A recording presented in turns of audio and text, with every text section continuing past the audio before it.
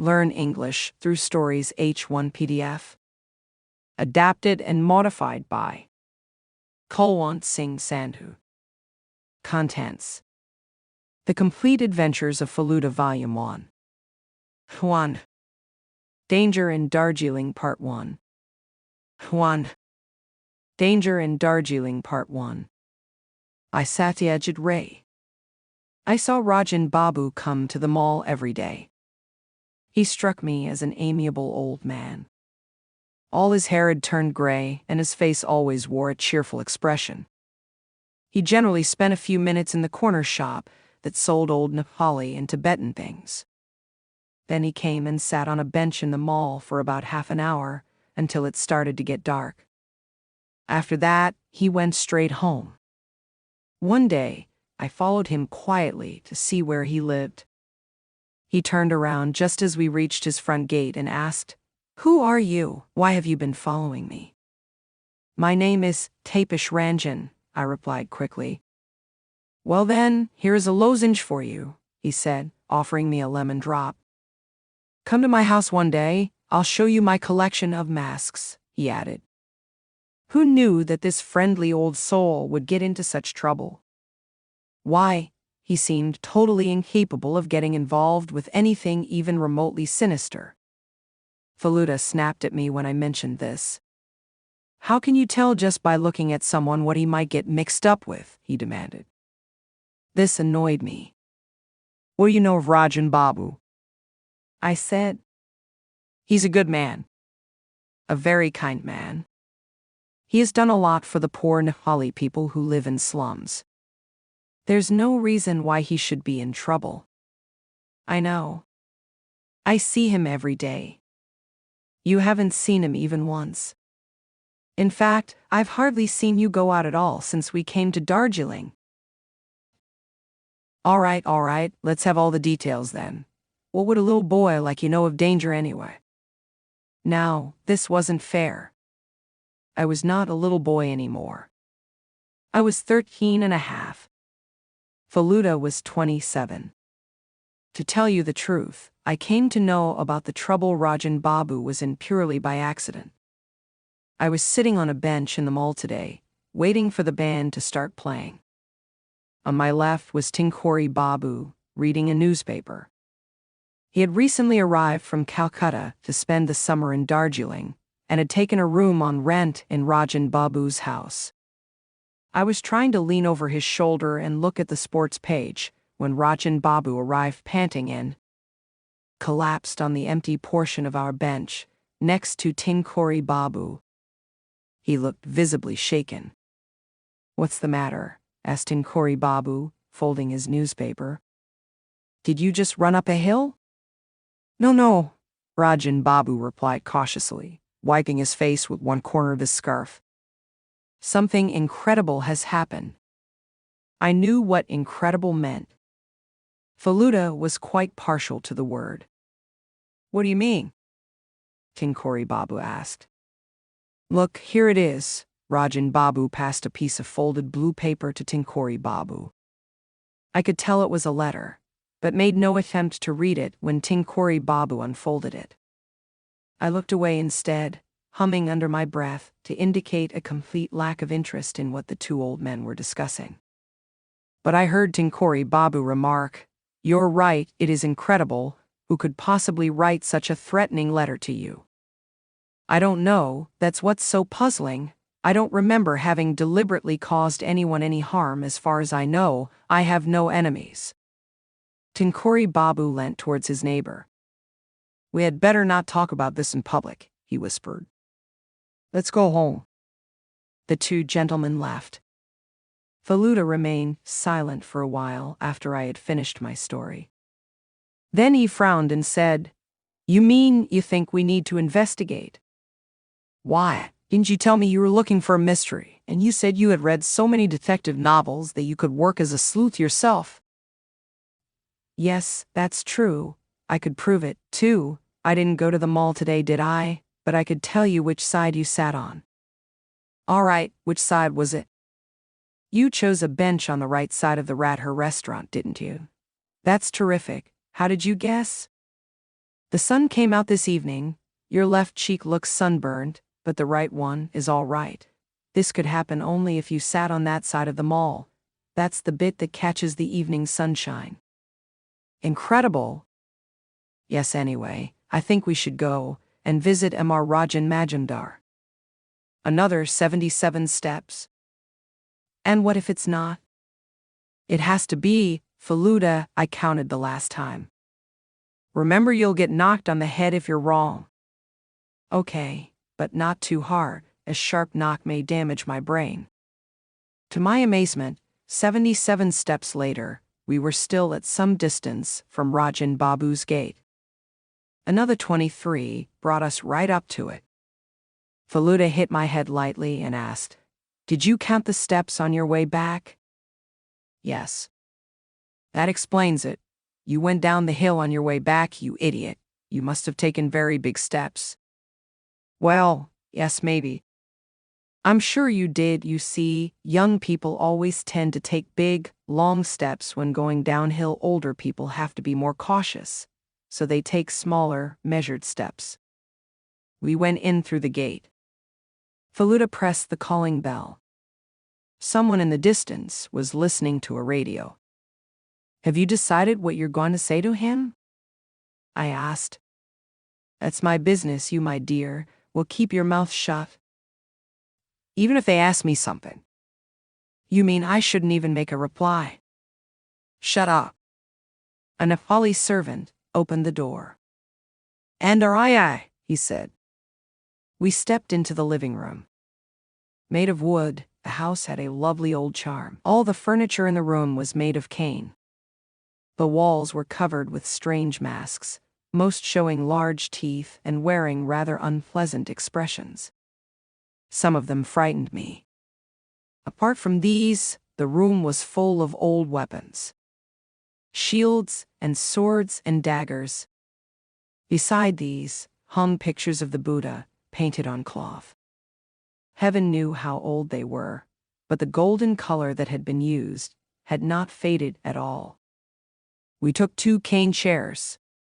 Faluda rose briefly to inspect the walls. Then he came back and said, all the nails are new, so Rajan Babu's passion for antiques must have developed only recently. Rajan Babu came into the room. Faluda sprang to his feet and said, Do you remember me? I am Joy Krishnamitra's son, fellow. Rajan Babu looked a little taken aback at first. Then his face broke into a smile. Fellow, of course I remember you, my word.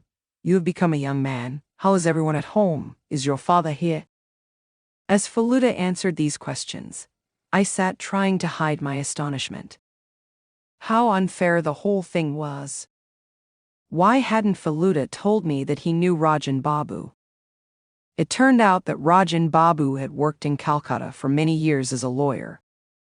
He had once helped Faluda's father fight a case. He had come to Darjeeling and settled here 10 years ago, soon after his retirement. Faluda introduced me to him. He showed no sign of recognition. Perhaps the matter of offering me a lozenge a week ago had slipped his mind completely. You're fond of antiques, I see, said Faluda conversationally. Yes, it's turned almost into an obsession. How long? Over the last 6 months, but I've managed to collect quite a lot of things. Faluda cleared his throat. And he told Rajan Babu what he had heard from me, and ended by saying, I still remember how you had helped my father if I could do anything in return. Rajan Babu looked both pleased and relieved. But before he could say anything, Tinkuri Babu walked into the room. From the way he was breathing, it appeared that he had just come back after his evening walk. Rajan Babu made the introductions. Tinkuri Babu happens to be a neighbor of Janish, a friend of mine. When this friend heard that I was going to let one of my rooms, he suggested that I give it to Tinkuri Babu. He would have gone to a hotel otherwise. Tinkuri Babu laughed. I did hesitate to take up his offer, I must admit, chiefly because of my special weakness for cheroots, biddy. You see, Rajan Babu might well have objected to the smell. So I wrote to him first to let him know. He said he didn't mind, so here I am. Are you here simply for a change of air? Yes, but the air, I've noticed, isn't as cool and fresh as one might have expected. Are you fond of music? Asked Faluda unexpectedly. Yes, but how did you guess? Tinkori Babu gave a startled smile. Well, I noticed your finger, Faluda explained. You were beating it on top of your walking stick, in keeping with the rhythm of that song from the radio. You're quite right, Rajan Babu laughed. He sings Shamasanjeet. Faluda changed the subject. You have the letter here? He asked. Oh yes, right next to my heart, said Rajan Babu, and took it out of the inside pocket of his jacket. Faluda spread it out. It was not handwritten. A few printed words had been cut out of books or newspapers and pasted on a sheet of paper. Be prepared to pay for your sentence, it read. Did this come by post? Yes, it was posted in Darjeeling, but I'm afraid I threw the envelope away. Have you reason to suspect anyone? No, for the life of me, I cannot recall ever having harmed anyone. Do certain people visit you regularly? Well, I don't get too many visitors. Dr. Phony Mitra comes occasionally if I happen to be ill. Is he a good doctor? About average, I should say. But then, my complaints have always been quite ordinary. I mean, no more than the usual coughs and colds. So I haven't had to look for a really good doctor. Does he charge a fee? Of course, but that's hardly a problem. I've got plenty of money, thank God. Who else visits you? Mar Ghoshal has recently started coming to my house. Look, here he is. A man of medium height, wearing a dark suit, was shown into the room. Did I hear my name? He asked with a smile. Yes, I was just about to tell these people that you share my interest in antiques. Allow me to introduce them. After exchanging greetings, Mar Ghoshal, whose full name was Abani Mohan Ghoshal, said to Rajan Babu, I thought I'd drop by since you didn't come to the shop today. No, I wasn't feeling very well, so I decided to stay in. It was clear that Rajan Babu did not want to tell Mar Ghoshal about the letter. Faluda had hidden it the minute Mar Ghoshal had walked in. All right, if you're busy today, I'll come back another time. Actually, I wanted to take a look at that Tibetan bell, said Mar Ghoshal. Oh, that's not a problem at all. I'll get it for you. Rajan Babu disappeared into the house to fetch the bell.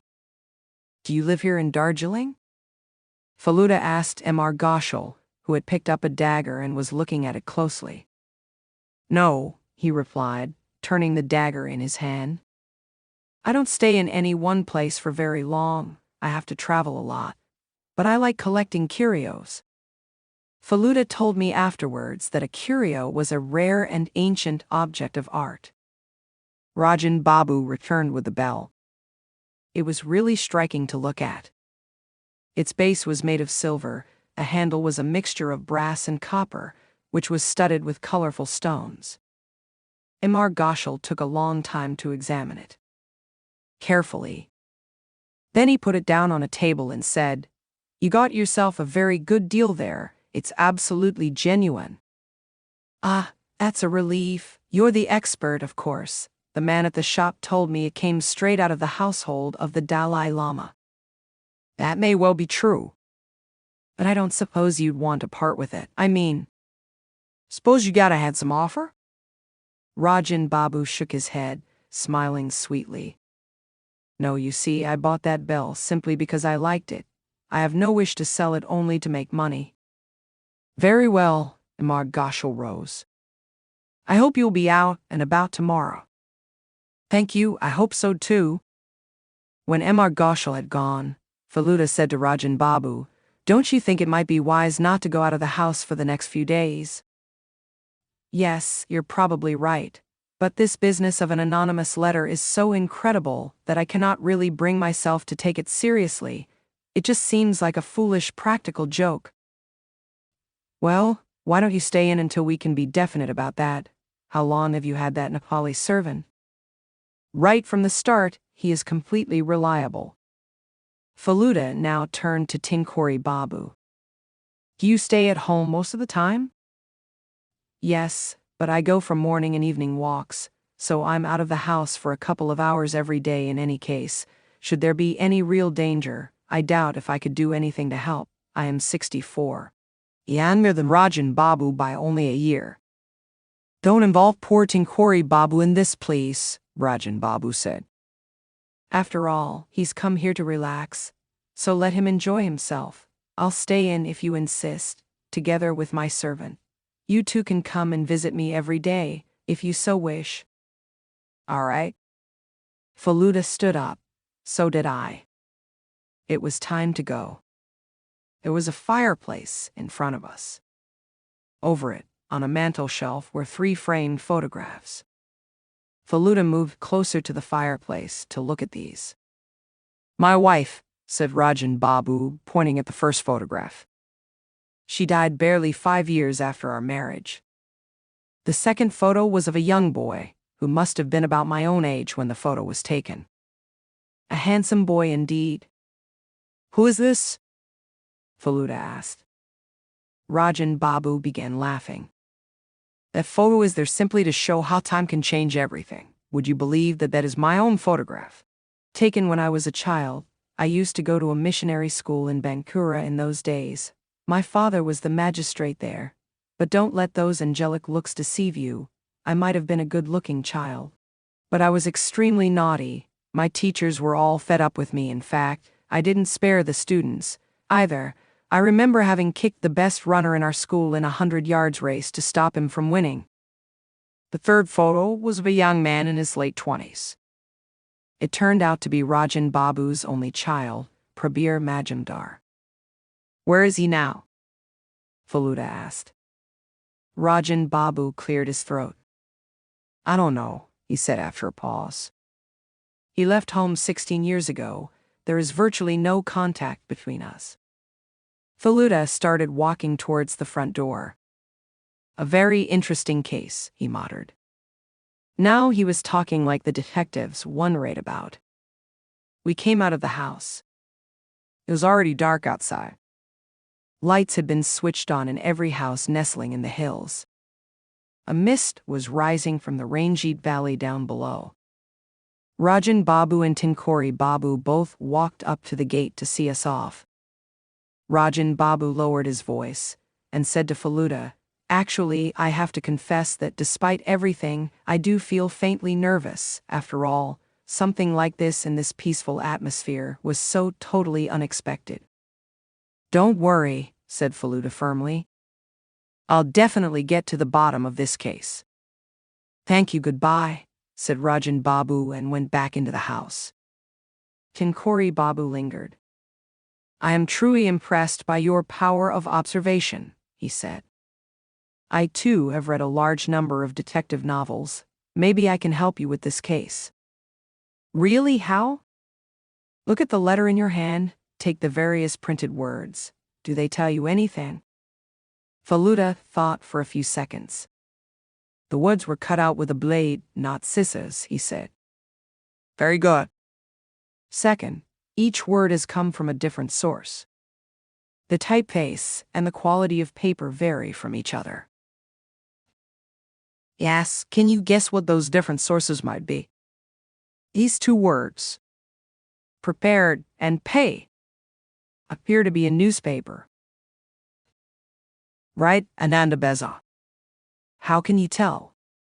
Only Ananda Bazar uses that typeface, and the other words were taken out of books, I think. Not very old books, mind you, for those different typefaces have been in use over the last 20 years. And no more apart from this. Does the smell of the glue tell you anything? I think the sender used Grip-X glue. Brilliant. I might say the same for you. Tinkori Babu smiled. I try, but at your age, my dear fellow, I doubt if I knew what the word detective meant. We said namaskar after this and went on our way. I don't yet know whether I can solve this mystery, said Faluda on the way back to our hotel, but getting to know Tinkori Babu would be an added bonus. If he is so good at crime detection, why don't you let him do all the hard work? Why waste your own time making inquiries? Ah well, Tinkori Babu might know a lot about printing and typefaces, but that doesn't necessarily mean he'd know everything. Faluda's answer pleased me. I bet Tinkori Babu isn't as clever as Faluda, I thought. Aloud, I said, "Who do you suppose is the culprit?" The culprit? Faluda broke off. I saw him turn around and glance at a man who had come from the opposite direction and had just passed us. Did you see him? No, I didn't see his face. The light from that street lamp fell on his face for only a second, and I thought, what? No, never mind, let's go. I feel quite hungry. Faluda is my cousin. He and I were in Darjeeling with my father for a holiday. Father had got to know some of the other guests in our hotel fairly well, and was spending most of his time with them. He didn't stop us from going wherever we wished, nor did he ask too many questions. I woke a little later than usual the next day. Father was in the room, but there was no sign of Faluda. Falu left early this morning, Father explained. He said he'd try to catch a glimpse of Kashinjunda. I knew this couldn't be true. Faluda must have gone out to investigate, which was most annoying because he wasn't supposed to go out without me. Anyway, I had a quick cup of tea, and then I went out myself. I spotted Faluda near a taxi stand. This is not fair, I complained. Why did you go out alone? I was feeling a bit feverish, so I went to see a doctor. Kiarfoni Mitra. Aha, you're beginning to use your brain too. What did he say? He charged me 4 rupees and wrote out a prescription. Is he a good doctor? Do you think a good doctor would write a prescription for someone in perfect health? Besides, his house looked old and decrepit. I don't think he has a good practice. Then he couldn't have sent that letter. Why not? A poor man wouldn't dare. Yes, he would, if he was desperate for money. That letter said nothing about money. There was no need to ask openly. What do you mean? How did Rajan Babu strike you yesterday? He seemed a little frightened. Fear can make anyone ill. Oh? Yes, seriously ill. And if that happened, he'd naturally turn to his doctor. What might happen then is something even a fat head like you can figure out, I'm sure. How clever Faluda was. But if Dr. Mishra had really planned the whole thing the way Faluda described, he must be extraordinarily crafty too. By this time, we had reached the mall.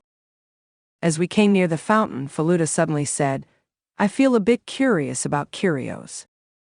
We were, in fact, standing quite close to the Nepal curio shop. Rajan Babu and Mr. Ghoshal visited this shop every day. Faluda and I walked into the shop. Its owner came forward to greet us.